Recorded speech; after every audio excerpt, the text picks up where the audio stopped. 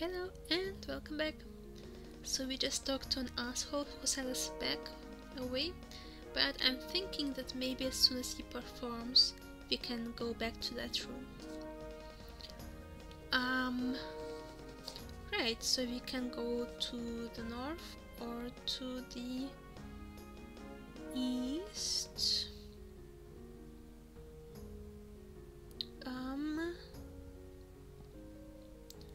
Yeah, how about going to the north, where the dragons are? Dragon's bookshelf. The plaque attached on top of the bookshelf here reads Drakes and Dragons and is full of books that deal with these mighty beasts. Next to an ink bottle and a quill on the shelf, you also see a human skull with a label attached to it. Oh, that's gruesome. A thought comes to your mind. Yuck. I guess we are a human then. The label has some information on the human skull you find in this shelf. Okay, we will read it then. Gargnar skull. I apologize. Supposed skull of the Avenorian adventurer Gargnar. Or oh wait, I can pronounce it different. Gargnar of Mardoran, who once set out to defeat an elusive Urzash, a blue drake said to have lived on the islands of Mardoran's coast. While Gargnar was never seen again after he left, a skull was found a few days later at the Mardoran shore. Sorry, I had to pronounce it that way. This skull was donated to the Lorehold University to demonstrate aspiring heroes that the fight between man and dragon should never be taken lightly.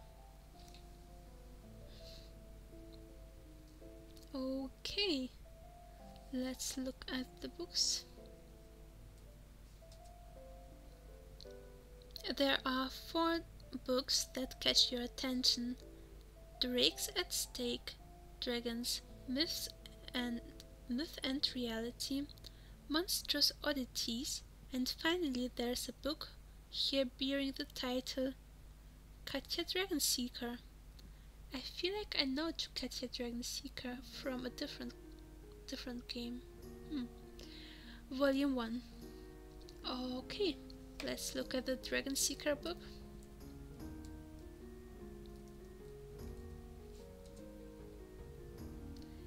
This is the first volume of a historical novel, Katja Dragonseeker, written by one of Santharia's most proficient writers, the famous Dalla Valania. The summary reads: This is the story of the young Katja, a girl who witnesses death and destruction in the historical Dragonstorm. In order to avenge her father's death, she sets out to accomplish the impossible, an idea which is burned deeply in her juvenile mind, killing the adamant dragon Oldembray. Ridiculed by many, but endowed with extraordinary abilities, Katja the Dragonseeker sets out to fulfill her destiny. But will she succeed in her endeavor? We will never know. So that was like a fantasy novel, or is it based on a true story? This book, called Monstrous Oddities, is another book dealing with rarer kinds of dragons one doesn't encounter that often in southern Saronia, and which have an exotic or odd touch to them. The book was written by the Avenorian scholar Eamon Markskune. Actually, Can I read the Dragon Seeker book? Oh, I can. Okay. You have a look at the first chapter of the historic novel. Historic novels, so is it based on historical events then? By de la Varignia, dealing with the small girl Katya Ileri that should once become the famous Katya Dragonseeker, Queen of Erferonia.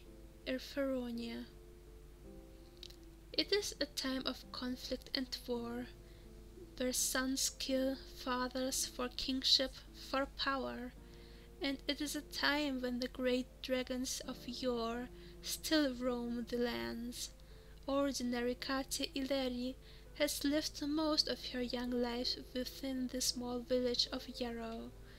Like most girls her age, Katya dreams of adventure and excitement, but has resigned herself to helping her father tend his tavern instead. Though bitter conflict rages around them, Yarrow remains relatively unscathed by the turmoil sweeping through. Until now. For the killing of the adamant dragon Sirgan by the human Vengarim had set astride an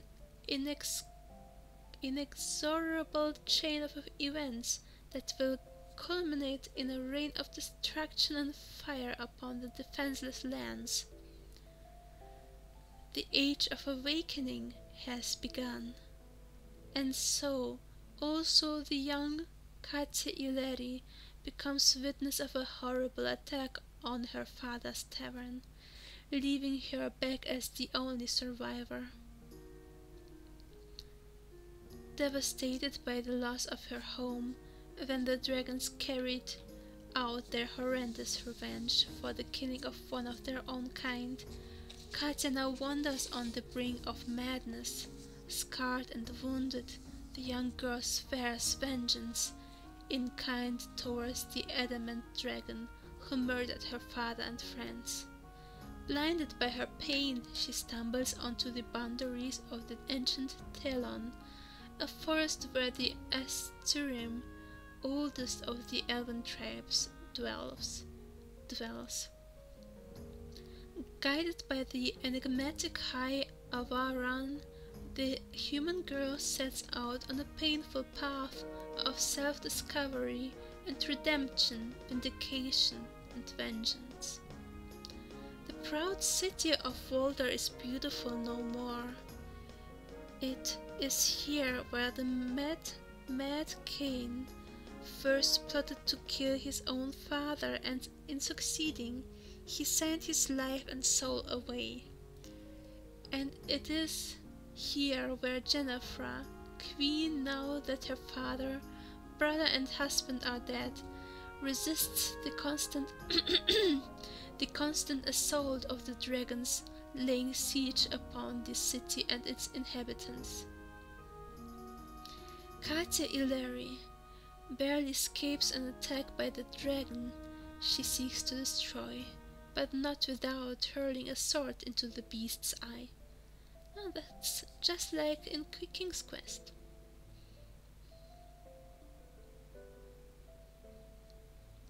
Katya's search for the adamant dragon that destroyed her home had led her to the beleaguered city of Voldar. Though met with initial hostility and suspicion, she is befriended by Lysander Dane, a soldier and son to the Voldarian captain of the guards. Lysander senses that the girl is not all what she appears to be, but with Katya's presence bring about much needed salvation for Voldar, or its complete annihilation. The priests of Foiros had prayed for salvation from the dragon storm, when the dragons had laid unceasing destruction about the realm, and their capricious god answered. The price for deliverance, an unending darkness where nothing could grow, and beasts, including the dragons, slowly perished.